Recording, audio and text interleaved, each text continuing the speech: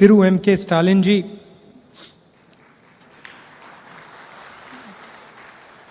Thiru Durai Muruganji, Thiru T.R. Baluji, Tirumati Kanimozi ji, Thiru Pinarayi Vijayanji, Thiru Omar Abdullah, Thiru Tejashwi Yadav ji, Thiru Veramuthu ji, Thiru Satyaraj ji. Friends, brothers and sisters, I'd like to welcome all of you here today. I'd like to congratulate my elder brother Stalinji for the wonderful book that he has authored. It's been a long struggle for him, many years of struggle, and I congratulate him on what he has done for the people of Tamil Nadu. Yesterday, my mother called me and she has sent a letter to Stalinji. So she called me and she told me that it is Stalin's birthday tomorrow. And I said to my mother, I said, I know. I said, do you know how old Stalinji is? And my mother says, no. So I said, he's going to be 69 years old. And my mother said, that is impossible. So I said, how old do you think he is? So she said, I think he must be 58 or 60. Afterwards, she Googled. She does Google these days. She Googled Stalin's age. And then she called me. She sent me a message. My God, you're right. He's 69 years old. So, I don't know if it's in the book. But if it isn't, he has to write another book telling us how he manages to look so young. I'd like to thank Stalinji and all of you for inviting me here and giving me the honor to speak to you. It's always a pleasure for me to come to Tamil Nadu. And I don't mean that in a light way. I mean that in a very profound and deep way. Some days ago, I gave a speech in Parliament, and I believe it was appreciated in Tamil Nadu. And as I was walking out of Parliament, these journalists, they try to be clever all the time. As I was walking out of Parliament, one of the journalists asked me, you gave this speech. Why did you mention Tamil Nadu so many times? And suddenly I realized that I had mentioned Tamil Nadu many times. And as I was walking out, without realizing it, it came out of my mouth that, I'm Tamil. Then I got in the car and I was thinking, but why did you say that? Why did those words come out of your mouth? You're not born in Tamil Nadu. You don't speak Tamil. Tamil is a 3,000-year-old civilization. You don't even begin to understand that civilization. How can you say you are Tamil? I ask myself, how have you given yourself the right to say that you're Tamil? And I was thinking this for some time in the car while I was driving home. And then I realized why I said those words. Because my blood is mixed with your soil.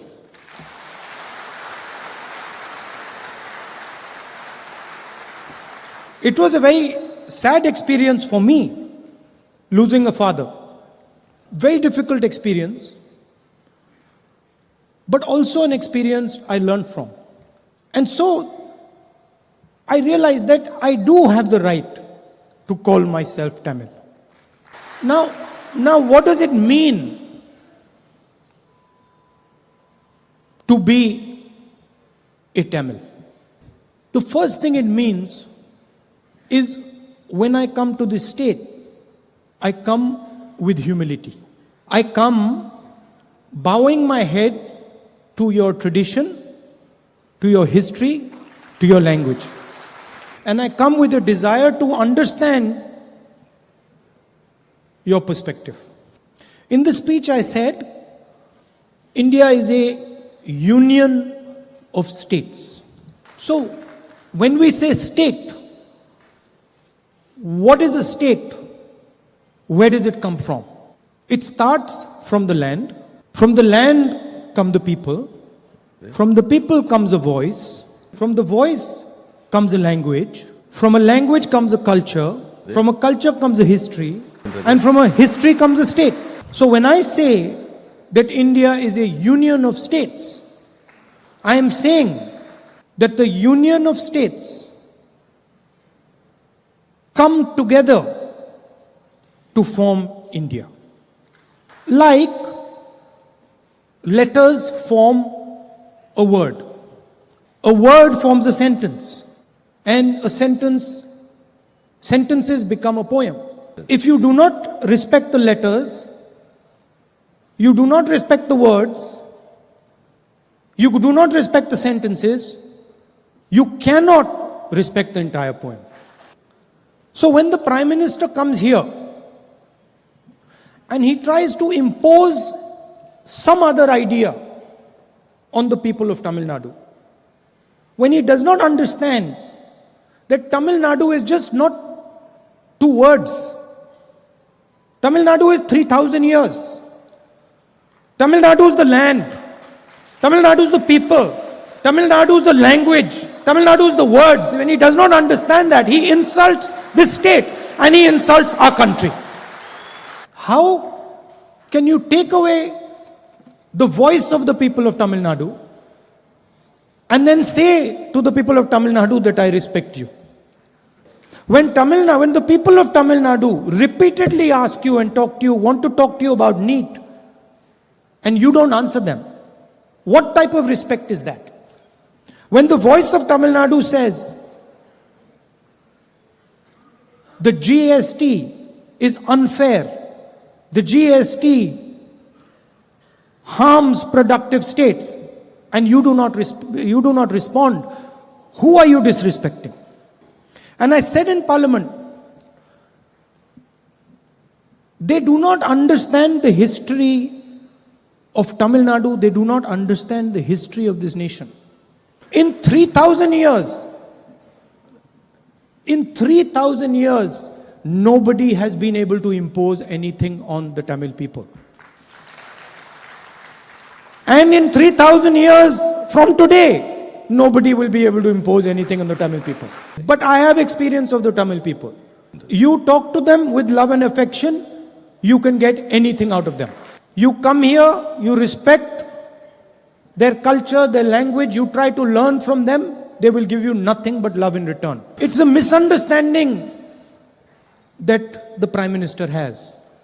And it is a misunderstanding that applies to all states of our union. My friend and colleague Omar spoke wonderfully today. And he said probably the most important thing that was to be said today. And I want to repeat it here. We have to understand that for the first time since independence, a state of the Indian Union had its powers taken away from it. It has never happened before that the rights of the people have been snatched from them. Today, the people of Jammu and Kashmir do not rule themselves. Today, bureaucrats from UP, from Gujarat rule Jammu and Kashmir. And that is the extreme, what they have done to Jammu and Kashmir. In Punjab, they have unilaterally taken land away from Punjab and given it to the BSF. Hundreds of kilometers of land. Without any question, without any discussion. And they do the same to Tamil Nadu. We always speak about unity from diversity. India has very, very diverse people, diverse states, diverse languages. And historically, India has taken advantage of this diversity. It's our biggest strength. I learn from the people of Tamil Nadu. Tamil Nadu learns from the people of UP. Tamil Nadu learns from the people of Maharashtra. We learn from each other. We respect each other. So, our vision is unity from diversity. And their vision is unity through conformity. You will conform to what we have to say. But who gave you the right? Who are you to decide what India should be? Why can't the people of India decide what India should be? Who has given you this honor? Why? So this is the central fight in our country today. The voice of our people is represented in our institutions.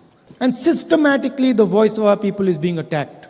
The judiciary, the election commission, the media, systematically, one by one, these things are being attacked. But the BJP should not be under any illusions. We know how to fight them. We are going to fight them. We are going to defeat them. Because they are fighting history. They are fighting tradition. And they cannot defeat it. Once again, it's an honor for me to come here and say these words to you. I'd like to conclude by wishing Brother Stalin a very happy birthday tomorrow. And I've noticed he's trimmed down a lot. So he should eat properly the cake tomorrow. Thank you.